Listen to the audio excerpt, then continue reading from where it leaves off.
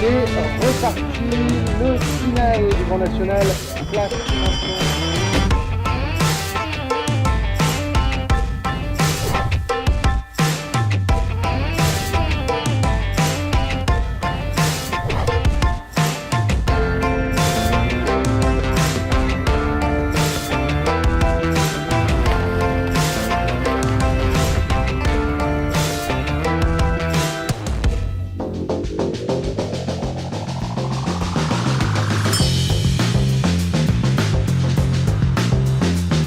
Après le saut d'obstacles et en même temps que le concours complet, le Grand National FFEAC Sprint de dressage démarre ce week-end au Mans pour une saison qui va se courir sur 6 étapes.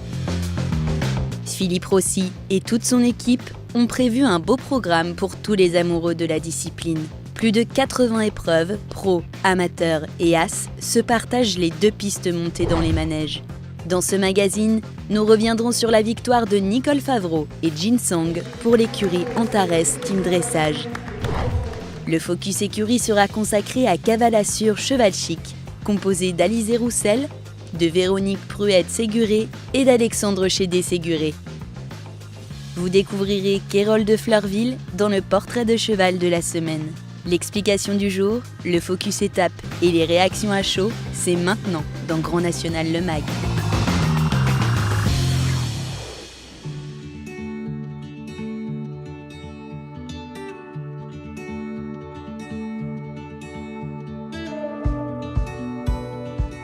Tous les ans, de nouvelles écuries se forment sur le circuit du Grand National.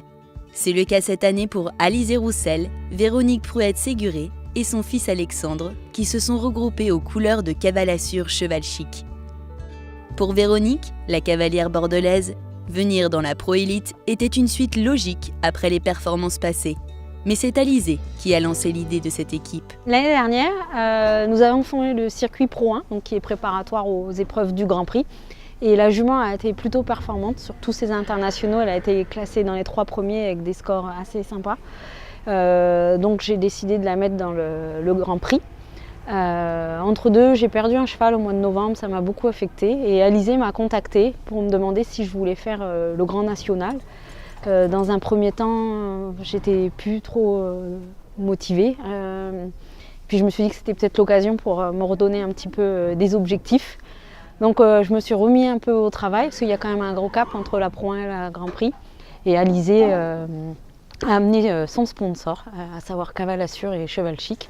Et de là est parti le projet. J'avais déjà 2 partenaires qui voulaient le faire, donc j'ai toujours été sur les épreuves lors du Grand National. Ça donne envie de faire une équipe quand on arrive à ce niveau-là. Donc c'est comme ça qu'on s'est amené une fois qu'on est au Grand Prix et qu'on fait les concours du Grand National, autant faire le Grand National. C'est vrai qu'avec Don Amour de Hus, son hongre de 12 ans, Alizé a franchi toutes les étapes avant de se lancer dans cette nouvelle aventure. Oui, alors je l'ai acheté quand il avait 5 ans, mais je le monte depuis qu'il a 3 ans, depuis le débourrage en fait. Donc on a fait les 3 ans, les 4 ans, les 5 ans, les 6 ans, les 7 ans, la Pro 2, Pro 1 et maintenant le Grand Prix. Donc c'est mon premier cheval que je forme de A à Z jusqu'au Grand Prix.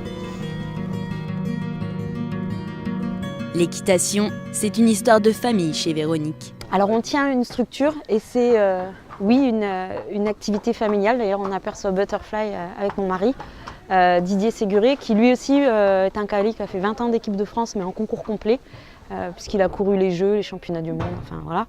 Il partage cette aventure avec nous, voilà. Et on fait une toute petite partie élevage, mais là c'est vraiment pour notre plaisir.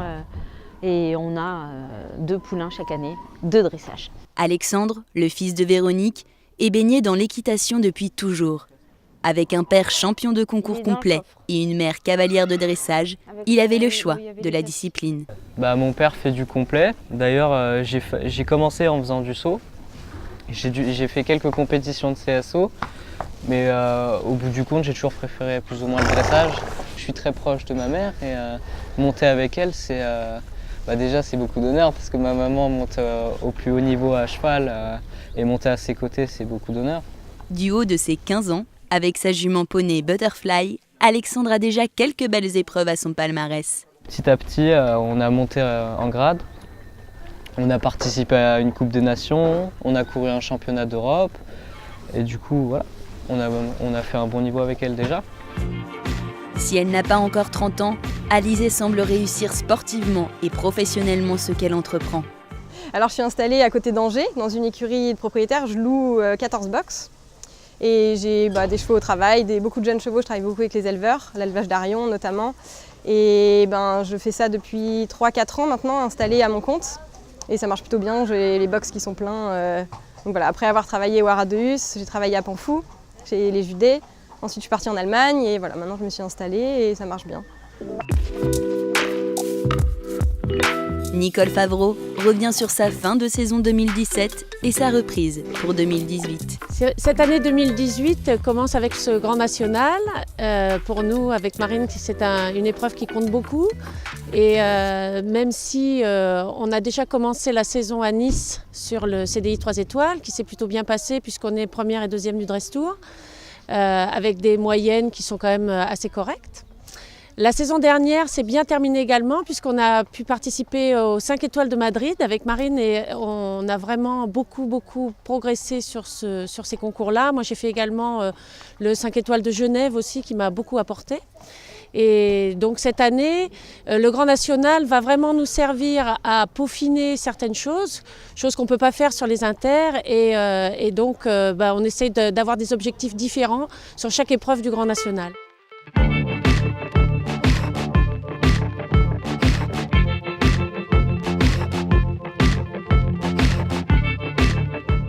Donc je suis Nolwenn Baudouin, cavalière de Bianca, sur le Grand Prix Grand National. Aujourd'hui, je souhaiterais parler du passage piaffé avec Bianca sur la reprise, sachant qu'aujourd'hui on est encore dans l'apprentissage de ce mouvement, plutôt dans l'amélioration en fait. On essaye un maximum de l'alléger devant pour qu'elle puisse dégager ses épaules, être dans une souplesse, mais garder aussi son énergie dans les postérieurs parce que c'est quelque chose de très naturel pour elle. Pour le piaffé, la transition passage piaf, l'avoir relâchée au maximum dans le travail au passage avant, qu'elle soit relâchée pour faire une transition de qualité, sans se planter et sans reculer dans son piaffé, en ayant un contact moelleux, en la laissant faire, en la laissant s'exprimer. Pour ma part, il faut que je pense à pas trop lui demander dans mes jambes parce que sinon elle va très fort bouger les postérieurs, mais plutôt l'équilibrer davantage et l'alléger dans sa bouche pour qu'elle puisse dégager ses épaules comme dans le travail du passage.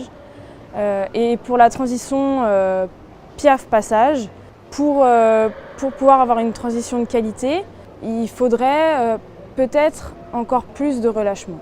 De manière générale, c'est ça qu'on recherche chez tout le monde. Un relâchement, c'est la base du dressage, d'avoir un contact souple, léger. Ouais, avoir un contact normal, un bon contact.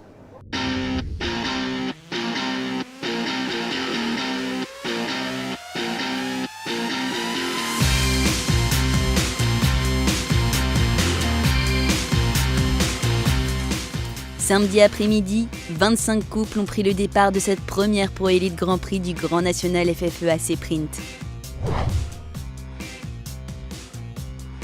C'est le couple le plus attendu de l'épreuve qui n'a pas failli à son statut de favori. Nicole Favreau et Jin Sang ont mis tous les juges d'accord. Avec une moyenne de 68,220%, la cavalière girondine permet à son écurie Antares Team Dressage de remporter cette première manche.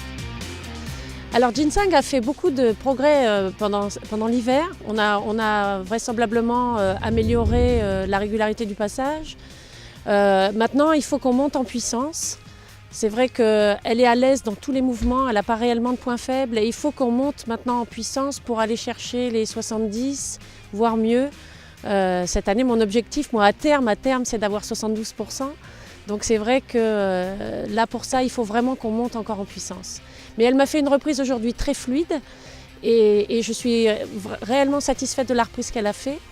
Je fais une petite faute dans les temps qui doit me coûter certainement cher, mais globalement, je suis ravie de son comportement et de la fluidité qu'elle a présentée lors de cette reprise.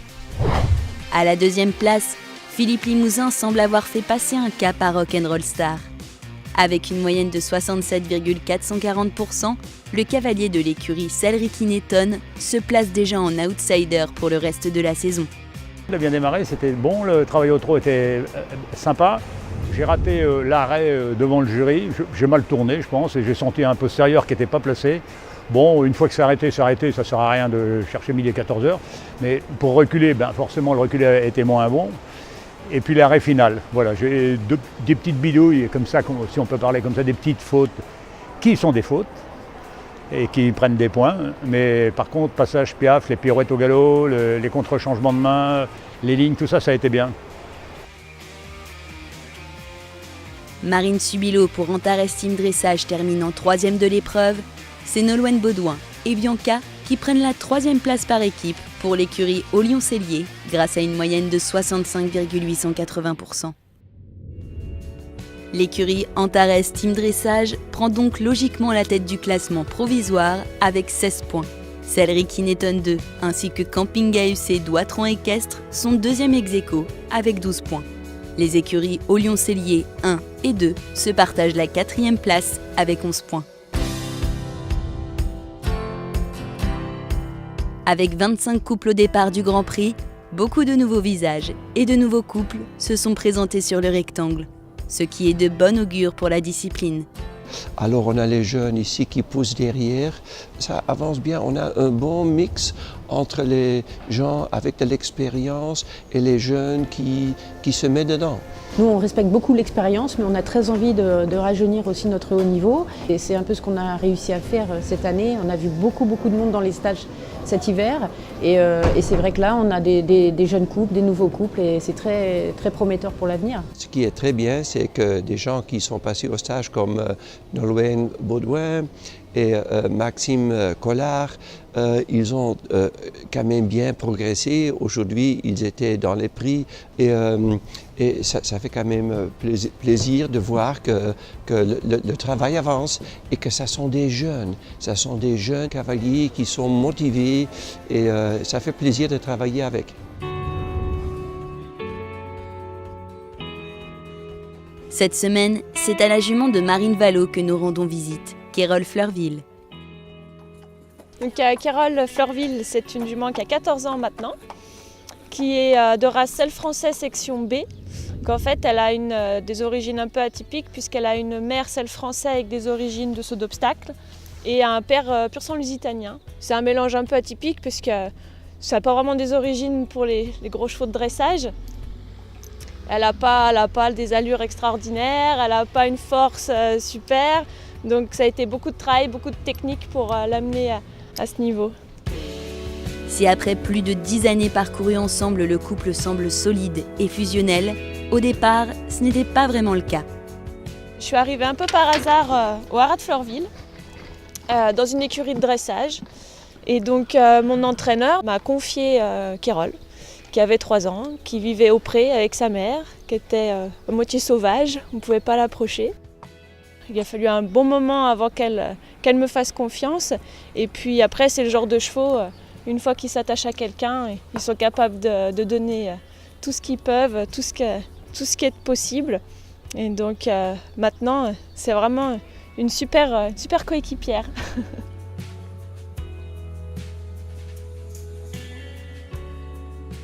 Au quotidien, elle est assez facile à gérer. Elle n'est pas trop nerveuse, elle est assez bien éduquée.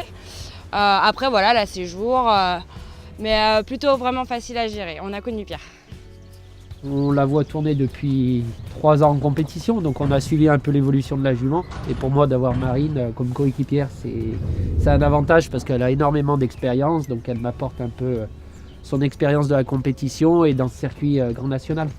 Et pourtant, ni la cavalière ni le cheval ne se destinaient à une carrière de dressage à la base. Moi, je pensais vraiment pas faire du dressage. Je connaissais pas du tout le dressage, je savais pas ce que c'était. Je savais même pas qu'on pouvait piaffer ou changer de pied autant avec un cheval. Et puis, on a commencé tout doucement à apprendre à dresser. Donc, tout doucement, on a commencé à faire des compétitions, donc en club. Des petites reprises club 3, club 2, où on était systématiquement éliminés, ou avec des 50% parce qu'elle était affreuse. Elle me sortait du rectangle, elle écoutait rien. Et puis tout doucement, on a réussi à faire des clubs élites s'est retrouvé en amateur élite, on ne savait même pas comment c'était possible, on était ravis de pouvoir faire Saint-Georges, c'était énorme pour nous. Et de là, on a sauté d'amateur élite à pro élite, sans avoir rien vu venir. Et c'est vraiment fantastique parce qu'on a vraiment appris ensemble, toutes les deux en même temps. Moi je ne savais pas dresser, elle non plus. Et tout ça c'est vraiment grâce à mon entraîneur, Monsieur Fizet. Je suis arrivée au Haras de Fleurville, je ne suis jamais repartie. Après cette étape sartoise, notez bien sur vos agendas que c'est au Haras de Jardy, en Île-de-France, qu'aura lieu la deuxième manche du 5 au 8 avril prochain.